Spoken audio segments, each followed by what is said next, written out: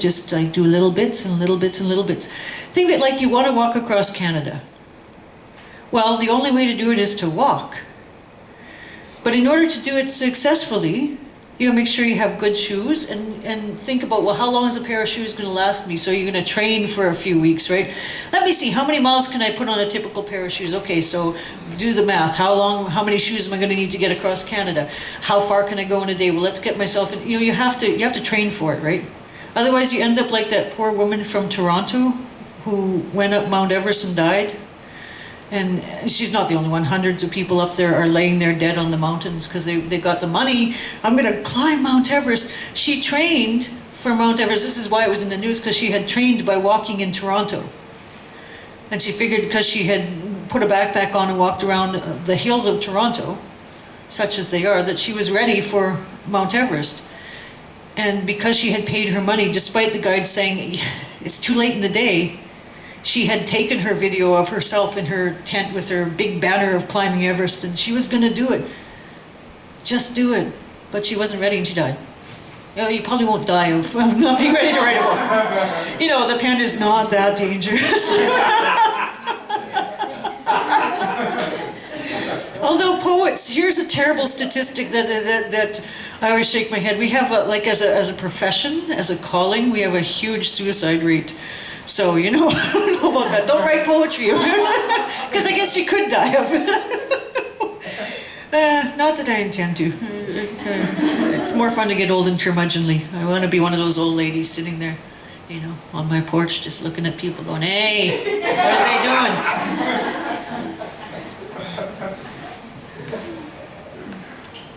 Right, because I've read you all week. Go for it. Other questions, comments, observations? And I thank you, ladies, for getting the ball rolling. That's dialogue. Yes, Princess Goddess. That's funny that you say poets, there's a high rate in suicide. Because, well, I kind of consider myself a poet. I've written some poems, and there's one that I wrote about suicide. I wanted to share it with you. Oh, but it's not like about suicide, it's just more like about don't do it. Like my plea. And that's what it's called, my plea. Okay. Please don't go past the time. Slow down if you need to unwind. Go straight to your heart because that's where it starts, all that sadness you're feeling inside. Please tell me when you're not feeling strong so I can take you by your hands and hold on. Release all your sorrows into today and not tomorrow, and I promise you won't be sad for so long. Please know that eventually, even hopefully soon, that like a beautiful rose you will bloom. Open your eyes, let them see that life goes on, let it be, and that time will heal your wounds. And yeah, I just wanted to... Thank you very much, Princess. That is beautiful. Can I be really cruel? I want you to say it again. I want you to say it again and savor it. Let us savor it. You said it so fast I missed half the words. And I know it's like, I know what that is, but that is a beautiful poem, and we all want to hear it real clear. So take your time. Take more time. We're not in a hurry here. We want to hear your beautiful words. Okay, please don't go past the time. Slow down if you need to unwind. Go straight to your heart because that's where it starts, all that sadness you're feeling inside. Please tell me when you're not feeling strong so I can take you by your hands and hold on. Release all your sorrows into today and not tomorrow, and I promise you won't be sad for so long. Please know that eventually, hopefully soon, that like a beautiful rose you will bloom. Open your eyes, let them see that life goes on, let it be, and that time will heal your wounds. Thank you. Well, that was a wonderful initiative. Yeah. Make wish for sharing that, because there are so many people who need to hear that, and who need to hear that, and don't be afraid to let your heart into that, to really embody that and really say that to us with all of your power, because you have a real gift there, you know. But it's hard. That's a hard poem to present to people, right? It's hard to say to people that you know. In some ways, it's easier to say it to people you don't know. To look at someone and go, take my hand and hold on, right? You're not invested in them in the same way. It's hardest of all to perform in front of your community and your family. One time I did a show and it was not well advertised, so we weren't having great numbers, but my mom happened to be in town. She came to every freaking show until I told her, Mom, stop coming to my show. You're making it hard for me. I'm just like, I'm so aware, because I can't, like, there's not a huge crowd, and I can see you. But she's being supportive, and I'm like, no, it's just getting harder and harder to do this, because it's my mom. And when I'm doing, I should have taken Mary's advice, take my glasses off, I can't see anybody. Oh, that's better. But yeah, take your time with that. Let yourself really say that. And find people you can do that with. Here's a couple other writers, and I bet you there's a few other in the room, to just practice saying that with its full power, because it'll make you cry, right? And I understand, like, it'll make you cry to say when you feel like you can't go on. When you personally know someone that poem is for, it's hard to say it. So I really commend you for saying that. And I would like to give you the gift that was given to me by my dad and various teachers, including the late, great Walter Kaza, a beautiful, beautiful actor and teacher, who said, whatever you practice, this is what practice is for. You practice till you get to the point where you're giving the audience everything they need to get the message, but you're not giving them all of you. They should never feel afraid for you personally. Right? They should feel what you want them to feel, because you got to be comfortable enough with those words. And I encourage you, this is exactly the first step, to do it like this and keep doing it. I say keep doing it because it's so beautiful. Between the first time and the second time, your power and your comfort with it was so much. Didn't you guys notice that, right? Second time around, you're like, oh yeah, that's right. I love this. I could feel how much you loved it, and you could tell how much we loved it. Keep doing it so that you get to the point where it will. And let yourself cry through it sometimes. You got friends you can cry through that with, so that when you come to give it to youth who need to hear that message, so when you come to give it to them, you're ready, your heart is strong. And you can hold them if they cry, because because that's good stuff. That's beautiful. Thank you.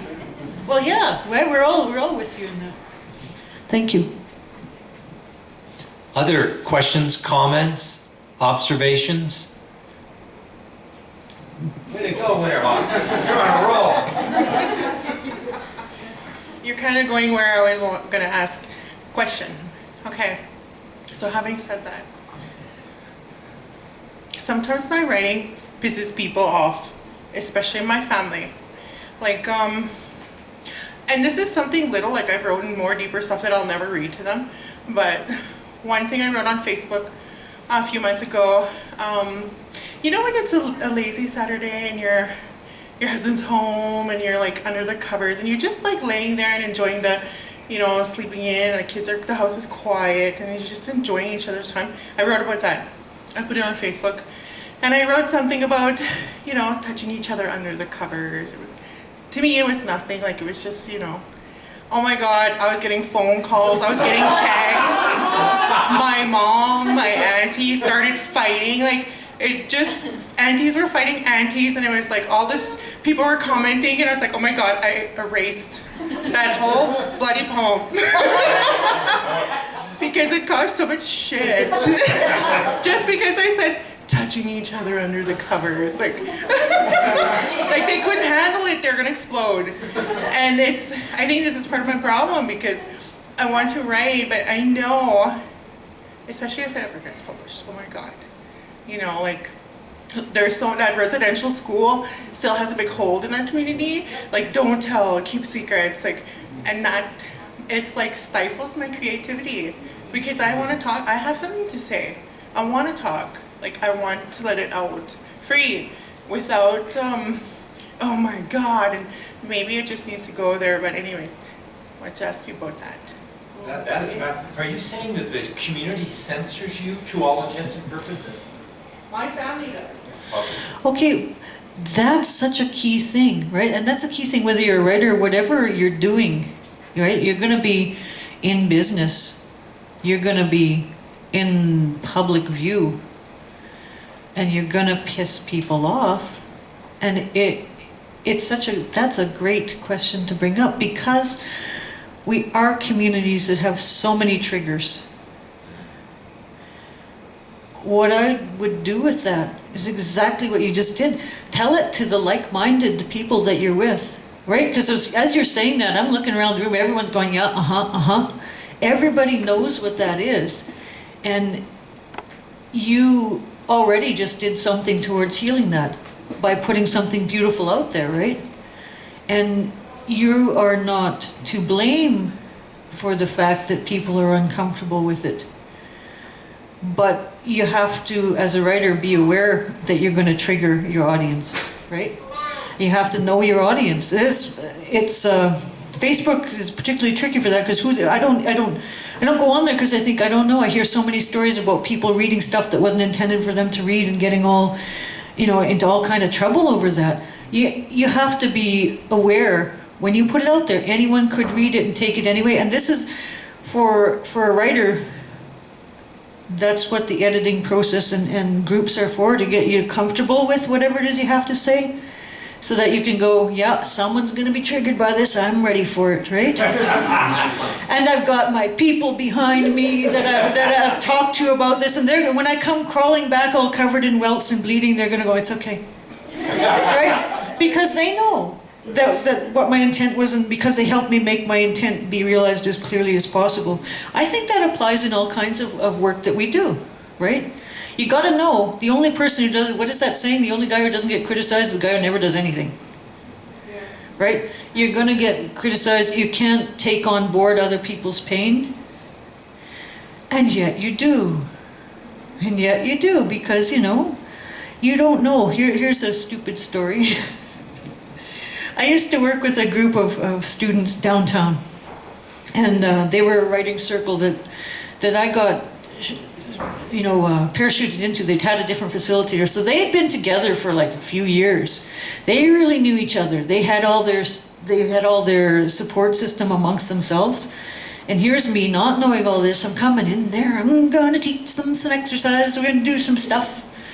And I'm only starting to get a grasp on this group and who knows who and what all their issues are, because they've got a lot of issues. They're really quite a volatile, emotional group.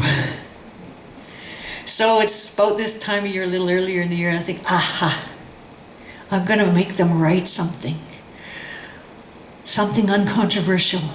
I say, hey, it's Mother's Day. Everyone's got a mother.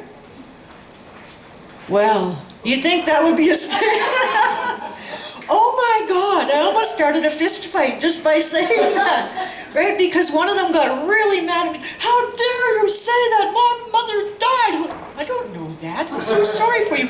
And then the other one goes to her, how dare you yell at her? She doesn't know your mother's dead. And they're going at it like this. Oh. I just wanted you to write something, I don't know. So you got to be prepared for these things that come out of the blue where you go, oops, boy, there you go. I didn't know that was going to be a trigger, because you don't know. And you just have to be ready for it. It's going to keep happening. And get a group around you who can support you, who can help you to reflect honestly on, is that what you meant to say?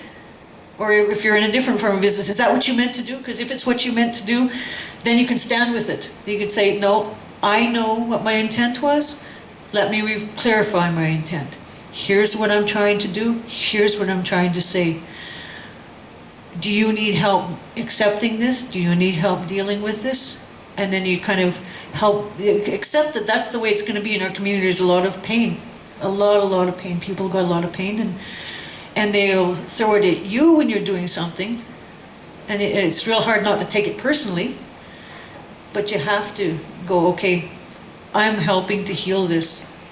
I don't have to carry that around. I can help them understand that they're just, that's their life that's gotten them to that place. And there's ways through that. We're all on the same team trying to get through it together. And that can be real hard. So, but it's really brave to do that. You know, me too, when you said they were touching each other under the covers, I'm like, oh no, you're gonna get in trouble for that. Holy cow. Right? Ooh, you're so brave.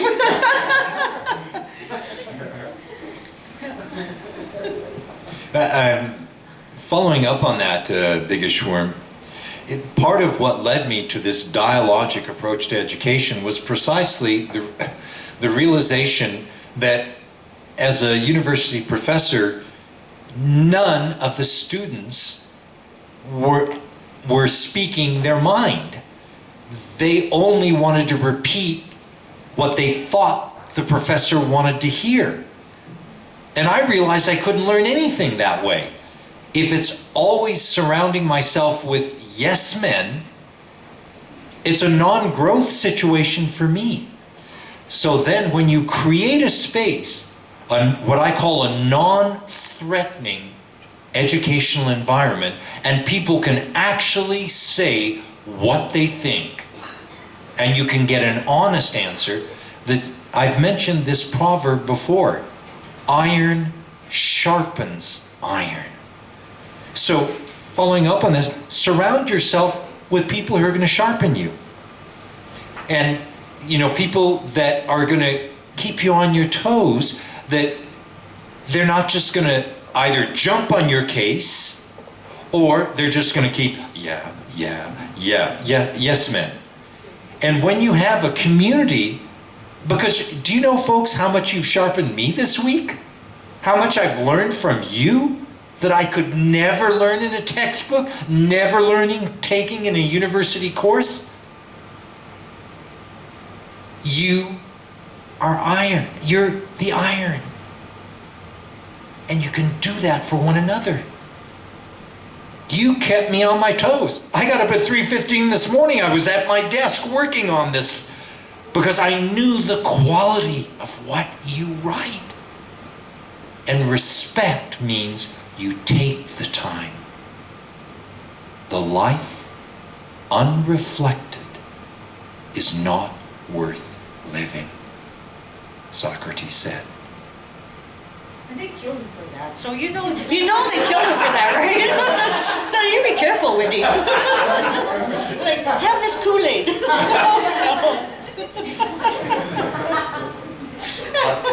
That's Other politics. questions, comments, observations? We really appreciate opening it up like that. I got a question for you.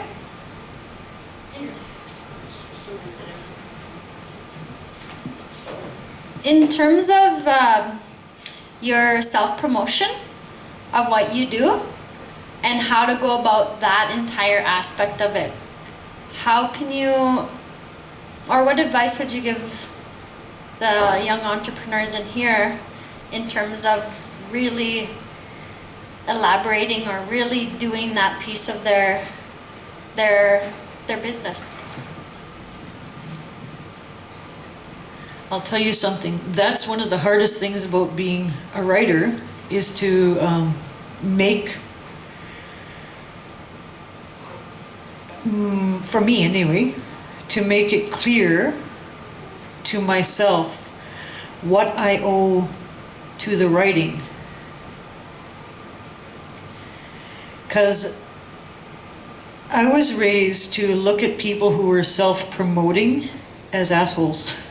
Not to put too fine a point on it, but you know, it's like, that's not our cultural way to go out there and go, I'm the great Saldini, buy my thing, you know? And as an artist, what I've had to learn over the years getting crafty is that people take advantage of that. Oh, come and do your poetry for us for nothing. And I always think about my prof, right? The one, remember I was telling you, who wouldn't come out, and I'm like, you cheap bastard, we're your students. Like, I felt really offended and insulted that he was dismissing us as, if you don't have any money, I won't come out for you, when he was supposed to be our teacher.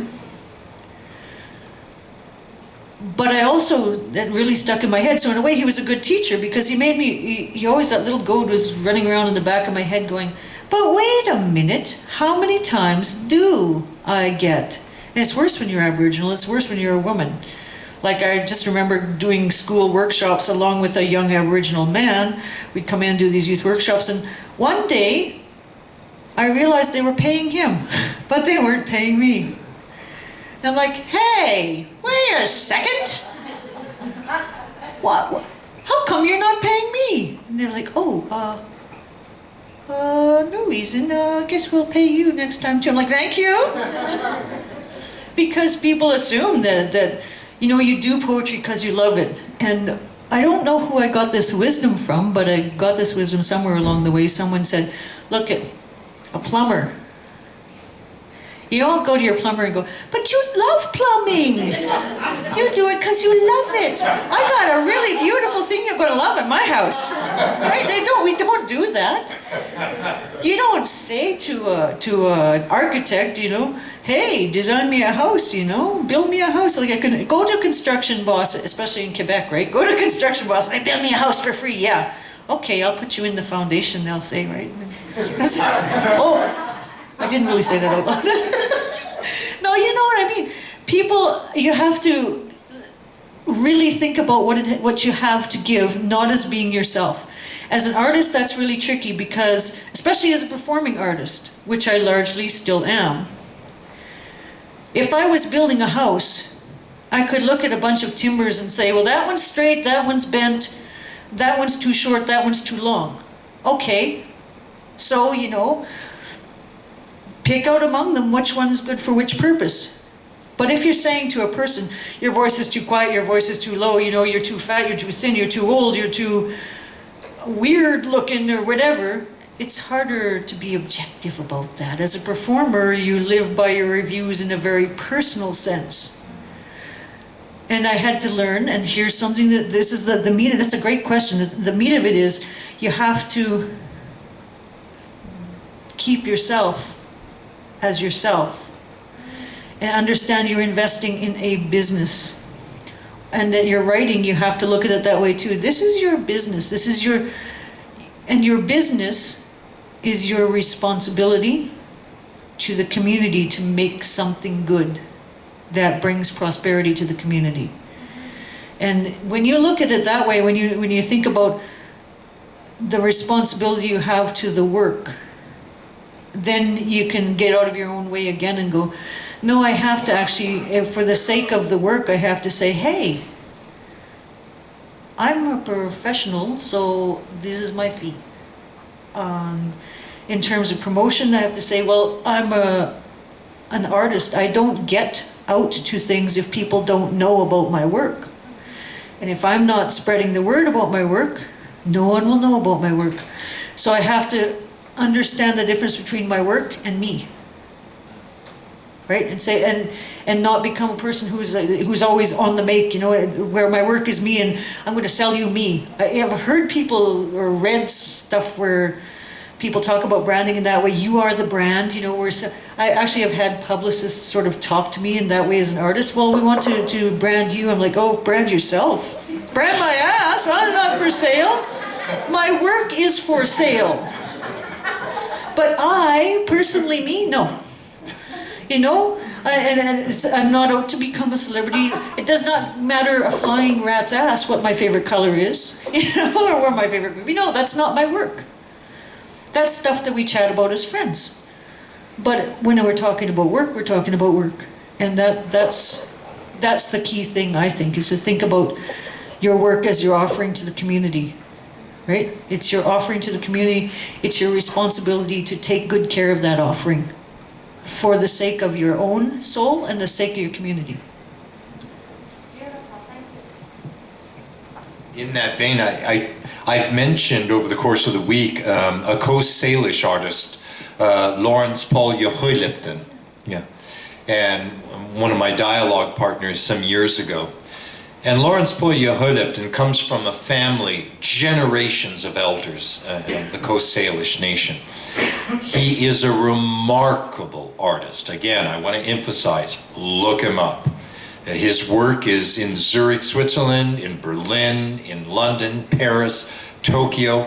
This guy, he's He's brought native spirituality, technology, and the environment together in an artistic worldview that no one had encountered. And I mentioned to you, the Massachusetts Institute of Technology put his art on their homepage. That's how cutting edge he is. But he's quite a critic of what's happening to native artists and the community. In fact, he did an entire series called Hot Dogging. And the series is about all the native art out in BC done by native artists that is sold for a six-pack. And what this has done to the artist, what this has done to the community, and what it's done to the traditions of their own people. If you look at him, hot dogging. And I'm going to push the envelope a little farther here. He did another entire series. And this is why I consider the artists to be the prophet of today. By that I mean, when we think of prophecy, often in the popular mind, popular consciousness, the prophet is the one who foretells, predicts the future. That's not the primary understanding or role of a prophet.